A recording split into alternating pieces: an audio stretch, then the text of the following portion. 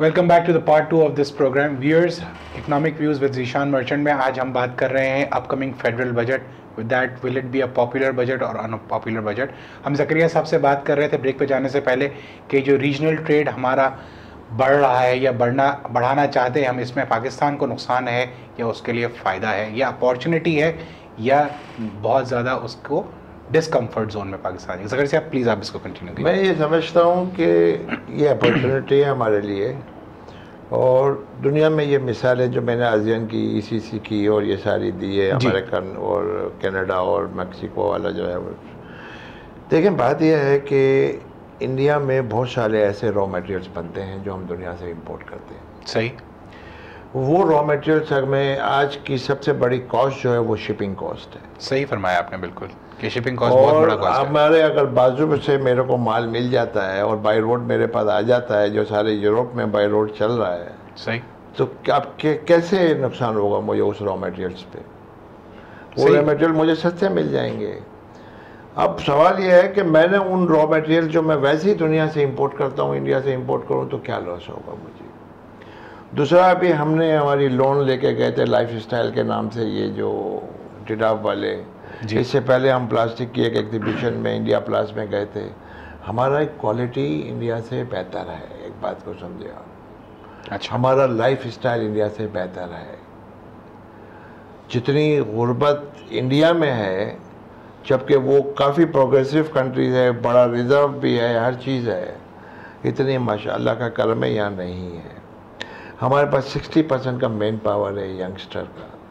India को IT की industry में इस वक्त हज़ारों लोग चाहिए, तो वो दुनिया से मंगाए, उसे महंगे पड़ते हैं, तो वाई नॉट वो पाकिस्तान से मंगा सकता है। बिल्कुल बिल्कुल बजा। तो ये सारी चीज़ें देखें, वहाँ प्लास्टिक रॉ मटेरियल बनता है, वहाँ केमिकल्स कितने बनते हैं।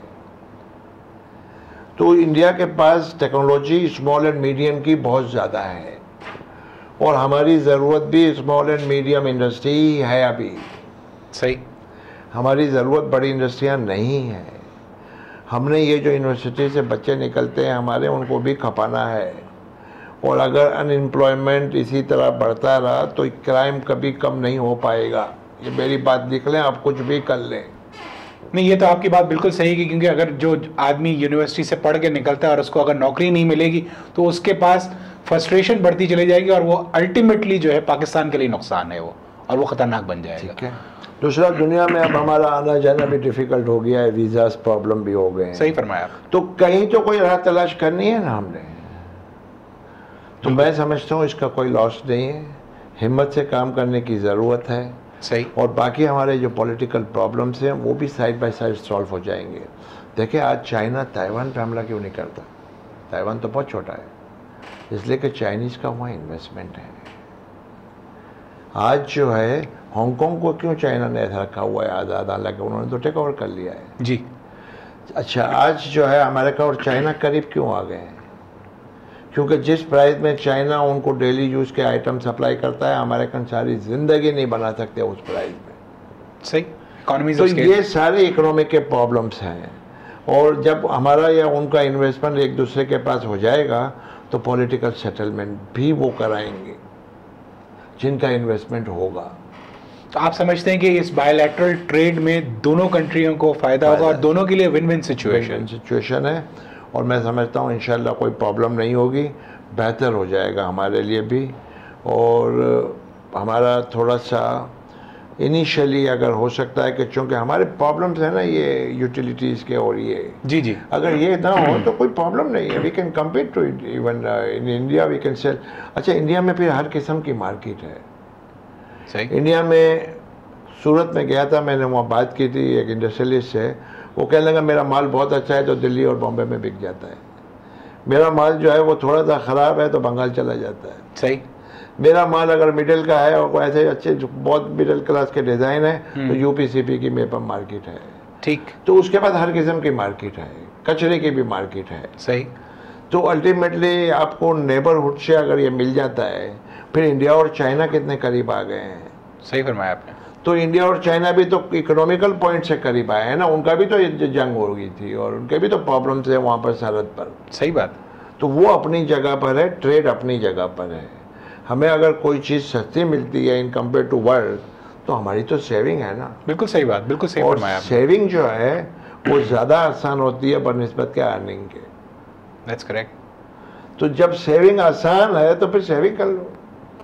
नहीं, ये मैं आपकी बात से बिल्कुल एग्री करता हूँ कि अगर हमें इतनी पोटेंशियल मार्केट में एक्सेस मिल जाता है, अगर मिल जाता है, तो it's a win win situation. और पाकिस्तान का ट्रेड जो है और पाकिस्तान की एक्सपोर्ट्स बहुत बढ़ सकती हैं, और हमारी इकोनॉमी जो इस वक्त एक बहुत स्लोनेस का शिकार है उससे निकल आएगी बाहर, और हमारे मुल्क में खुशहाली आ जाएगी और हमारे लोगों को रोजगार मिल जाएगा। बात ये है। और हमारा सबका इस वक्त जोर इसी पे है कि रोजगार मिल जाए। लेकिन टोटल मकसद गवर्नमेंट का भी ये होना चाहिए कि खुशहाली आए मुल्क जी हाँ, में। बिल्कुल सही कहा आपने। आई एग्रीड कि इस 2-3 सालों में खुशहाली यहाँ एग्रीकल्चर सेक्टर में आई है, लेकिन उसका आपके रेवेन्यू पे कोई फ़र्क नहीं पड़ा है। एग्जाम्प्ट है एग्रीकल्चर। तो फिर देखे ना, होना तो ये चाहिए कि जो कमाता है इस धरती से वो टैक्स दे। बिल्कुल हम सही नहीं कहते फरमाया कि एग्रीकल्चर दे, जी, हम बिल्कुल कहते हैं जो इस मुल्क से कमाता है वो टैक्स दे। तो फिर अभी आप हमें क्यों, मैंने ये भी सुना है कि कुछ लोगों ने कुछ ज़मीनें ले ली है, वहाँ से इनकम दिखा रहे हैं, जैसे पोल्ट्री फार्म पे, हमें क्यों आप गलत डायरेक्शन पे डालते हैं? आप एमएसटी दें, लोगों को वाइट कराएं पैसे, लोगों को ब्रॉड बेस कराएं। आप अगर देखें ना, सेल टैक्स का मामला जहाँ तक है, मैं तो ज़ाती तौर पर ये समझता हूँ कि गवर्नमेंट के पास मैक्सिमम 3 से 4-5% नेट बचता है, बाकी रिफंड में चला जाता है। तो ये सारा रिफंड का रैकेट और ये सारे ड्रामे करने की ज़रूरत क्या है? डायरेक्टली अगर इनिशियली स्टार्ट अगर 3-4 से करते आप, देखिए तो हो सकता था। इस पे तफसील से मैं आपसे बात करूंगा। ये वो इशू है जो आपका और हमारा ब्रेन चाइल्ड है, इस पे मैं आपसे बड़ा तफसील से डिस्कस करूंगा। मैं इस वक्त आपसे ये पूछना चाहता हूँ कि जो बजट, आने वाला बजट जो है, क्या ये गरीबों के लिए कोई खुशखबरी लाएगा, या हर दफ़ा की तरह इस दफ़ा भी गरीब फर्दर परेशानी में गिर जाएगा? नहीं, मेरी समझ में नहीं आता कैसे लाएगा। यूटिलिटीज़ के दाम मुफ्त कर देंगे, वो तो बढ़ा रहे, नहीं बढ़े। खाना में सस्ता कर देंगे, वो भी बढ़ रहा है।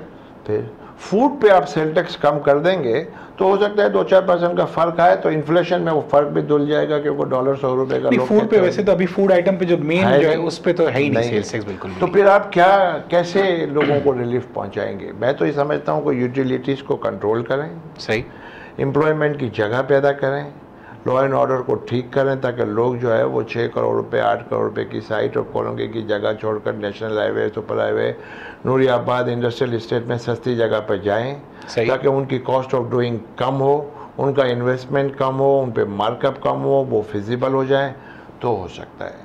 तो ये तो कुछ होना नहीं है। नहीं, तो बजट में जो इस, जैसे हम कह रहे हैं कि ये आखिरी बजट है और ये इलेक्शन बजट इसको लोग टर्म कर रहे हैं, और जो हमारे एनालिस्ट भी कहते हैं कि ये इलेक्शन बजट है, तो इसमें वो ये भी देख रहे हैं कि शायद कुछ रिलीफ दिए जाएंगे। वो ऐसे ही करेंगे कि वो जो बेनजीर प्रोग्राम है 10-20 हज़ार रुपये बांट दें, ये तो रिलीफ हो जाएगा। नहीं, वो तो आप किसी को फकीर बना देते हैं। हाँ, तो 1-2 महीने के लिए हो सकता है, 4 महीने के लिए। अब परमानेंट सोल्यूशन क्या है? मैं उसी पे आना चाह रहा हूँ आपके पास। परमानेंट क्या सोल्यूशन नहीं है। परमानेंट सोल्यूशन सिर्फ यही है कि आप इंडस्ट्रियलाइजेशन करें, लॉ एंड ऑर्डर करें, सस्ते इंडस्ट्रियल इस्टेट प्रोवाइड करें, लोगों को यूटिलिटीज़ दें, इंटरनेशनल कम्पिटिटिव मार्केट में मार्कअप कम करें, तो आप अपने कॉस्ट ऑफ डूइंग बिजनेस कम होगा तो सस्ता बिकेगा, और अल्टीमेटली कॉस्ट कम हो जाएगी। अल्टीमेटली कॉस्ट कम हो जाएगी। सही, बिल्कुल सही फरमाया। तो आपने जो अभी फेडरेशन से जो प्रपोजल्स भेजे, थोड़ा सा उसके बारे में थोड़ी रोशनी डालेंगे क्या? हमने ये कहा है कि मशीनरी पे ड्यूटी नहीं होनी चाहिए। सही है, बिल्कुल सही बात। अब वो मशीनरी, ये इन्होंने बहुत मुख्तलिफ का एक चेक देंगे, और एक पता नहीं ब्यूरोक्रेसी क्या करती है, आई डोंट नो, कि एक चेक देंगे, फिर चेक आपको रिलीज हो जाएगा जब आप किसी टैक्स पेयर वाले को। भाई बात ये है कि मशीनरी किसी ने खानी तो नहीं है। सही बात। लोहे का टुकड़ा है, बेकार है। अगर मशीनरी जो है वो बेसिकली तो लोहे का टुकड़ा है, चलेगा तो मशीनरी है। बिल्कुल सही। तो फिर वो कमर्शियल इंपोर्ट करें या मैं इंपोर्ट करूं या कोई मुझे दे, इससे आपको प्रॉब्लम क्या है यार? और हिस्टोरिकली ड्यूटी नहीं थी इस पे, नहीं थी, बिल्कुल नहीं थी, और ये अभी लगा दी गई। इनडायरेक्टली वैसे ही परेशान कर दिया है, बिजनेसमैन को परेशान कर दिया है ना, कि भाई अगर कमर्शियल इंपोर्ट वाला मंगाता है और मुझे बेचता है तो आपको तकलीफ क्या है? सही, मशीनरी है, उसने चलना है, उसने आपको टैक्स जनरेट करना है, सेल टैक्स देना है, बाकी टैक्सेस देने हैं, प्रॉब्लम क्या है? फिर मैं ये कहता हूँ कि आपके टैक्सेशन की जो 35% कॉर्पोरेट सेक्टर पे आपने लगाया हुआ है, जी, इसको आप 20% पे ले आएँ। सही। और 20% में आप इकट्ठे 15% कम नहीं कर सकते, हम भी समझते हैं। आप 5% इस साल कर दें और 2.5% 4 साल की स्कीम दे दें, जो ख़त्म ना कर सके कोई। सही, उसको लॉ का प्रोटेक्शन दे दें, सही, तो 5 साल के बाद ये 20% हो जाएगी। जब टैक्स कम होंगे तो लोग आएंगे, और खौफ का माहौल दूर करें। देखिए अब्दुल्ला यूसुफ जो था, मैंने उसमें एक अच्छी बात ये देखी कि उसने खौफ का माहौल ख़त्म कर दिया। सही, बिल्कुल सही फरमाया आपने। उसने ऑडिट ये वो सब, आप समझते हैं ऑडिटर जो आता है वो ऑडिट ठीक करता है, तो पैसे के लिए आता है, तो आप ही ले लें वो डायरेक्ट। एग्जैक्टली यही मेरा पॉइंट है, क्योंकि जब ये करप्शन हो रही है, अगर वही पैसा गवर्नमेंट को मिल जाए तो वो कितना गवर्नमेंट उससे फायदे में आ जाएगी। क्योंकि अभी हम, ये एक एडमिटेड पोजीशन है कि 600 से 800 बिलियन की करप्शन है, और अगर ये 600 से 800 बिलियन गवर्नमेंट की किटी में चला जाएगा तो इससे हम कितना जो बात कर रहे हैं, फिर जाएगा? हम बात ये कर रहे हैं कि साहब स्मगलिंग जो है इस वक्त हर चीज़ स्मगलिंग में। आपने देखा कल टीवी पे शायद दिखा रहे थे कि पेट्रोल आ रहा है ईरान से, जी हाँ, बिल्कुल, प्लास्टिक रॉ मटेरियल आ रहा है ईरान से। बिल्कुल सही कहा आपके अच्छा ये होता क्या है, थोड़ा इस पे आपको बता प्लीज, दूं, थोड़ा सा reverse एक्सप्लेन को। कीजिए जी। होता क्या है कि smuggler for example plastic raw material लाता है, तो वो मुझको नहीं बेचेगा, क्योंकि मैं इनपुट और आउटपुट के सर्कल में गिरा। बिल्कुल सही, बिल्कुल सही। वो अनऑर्गेनाइज सेक्टर को बेचेगा। ठीक, 2 नंबर का आएगा, 2 नंबर में बिकेगा, 2 नंबर की प्रोडक्ट होगी, 2 नंबर खरीद लेगा।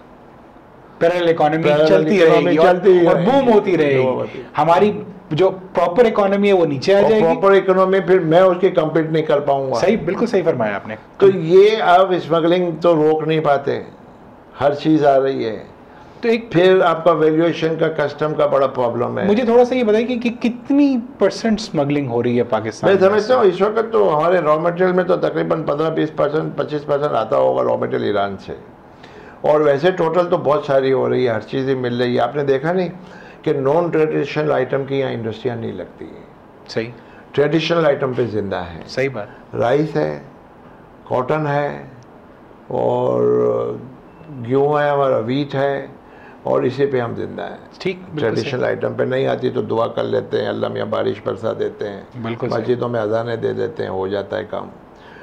नॉन ट्रेडिशनल आइटम जिस पे फारिस के कंट्री, आसियान के कंट्री खड़े हैं आज, जी जी, उनके पास तो ये कोई चीज़ नहीं है, तो वो आपने डेवलप नहीं होने दिया, क्योंकि वो सारे आइटम स्मगलिंग में आते हैं।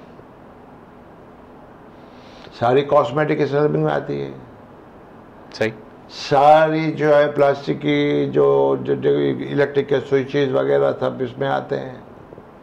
तो जितनी छोटी चीज़ें हैं जो नॉन ट्रेडिशनल आइटम को बढ़ाती हैं, जी जी, वो सारी स्मगलिंग में आती हैं। फिर आपने ब्रांडेड का तो कोई तस्वुर कायम नहीं किया। इंडिया ने बहुत सारा ब्रांडेड दुनिया से ख़रीदे, आज 10 साल के बाद इंडियन ब्रांड हो गए वो। जी हाँ, तो हो सकता है इंडिया से आप ब्रांड लें, उस ब्रांड को आप इंटरनेशनल मार्केट में, इंडिया भी बेचता है, आप भी भेजें। ब्रांडेड में $1 की चीज़ $60 की हो जाती है। बिल्कुल सही फरमाया आपने। तो ब्रांडेड का तस्वुर नहीं किया, तो आप तो रॉ में रॉ बेच रहे हैं ना। बिल्कुल, हम तो अपनी सारी कॉटन ही एक्सपोर्ट कर रहे हैं। फिर हम तो ये चाह रहे हैं कि हमारे पास कॉटन जितनी भी उग रही है हम बाहर बेच दें, और फिर वही लोग बना के हम उनसे वापस खरीद लें महंगे दामों में। वैल्यू एडेड का तस्वुर आपने कोई नहीं रखा। बिल्कुल सही फरमाया तो आपने। ये बहुत सारी चीज़ें ऐसी हैं जो आप बैठ कर करें और 5 साला मंसूबा बनाएं, जो अयूब खान के ज़माने में 2 बने थे, जिसकी रोटी आज तक खा रहे हैं आप, और सिख मिलों के नाम से बेच रहे हैं और प्राइवेटाइजेशन के नाम से पैसे बना रहे हैं। आप जो हैं वो इंडस्ट्री नहीं लगेगी इस तरह से। PIDC में एक ज़माना था, गुलाम फारूक के ज़माने में, इनिशियली अयूब खान के दौर में 5 साला मंसूबे बनते थे जी। PIDC फैक्ट्री लगाता था जी, टाटा सीमेंट है, बहुत सारी फैक्ट्रियाँ हैं। PIDC उसको रनिंग पोजीशन में लाता था और एक इंडस्ट्रियलिस्ट उसको चलती हुई ख़रीद लेता था। ठीक। अच्छा, जब वो चलती हुई ख़रीदता क्यों था, उसकी रीजनिंग थी कि जो 3-4 साल जिसको लगाने के जो लगते थे, उन 3-4 सालों में कनेक्शन लेना, ये करना, वो करना, गवर्नमेंट खुद थी तो गवर्नमेंट को हर चीज़ मिल जाती थी, इंडस्ट्री लग जाती थी। सही।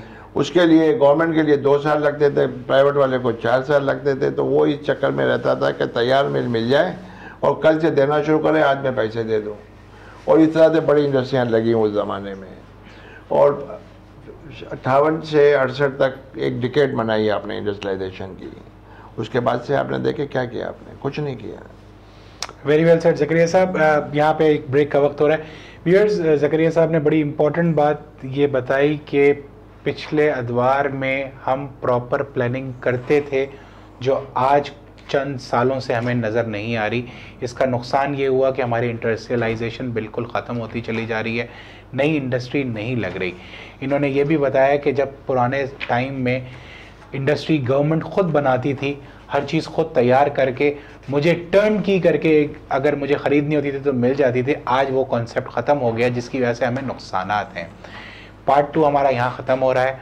आप हमें व्यूज़ अपने कमेंट्स भेजिए 24/7online.tv पे। इसके बाद हम पार्ट 3 में मज़ीद इश्यूज़ पे ज़करिया साहब से बात करेंगे। थैंक यू, खुदा हाफ़िज़।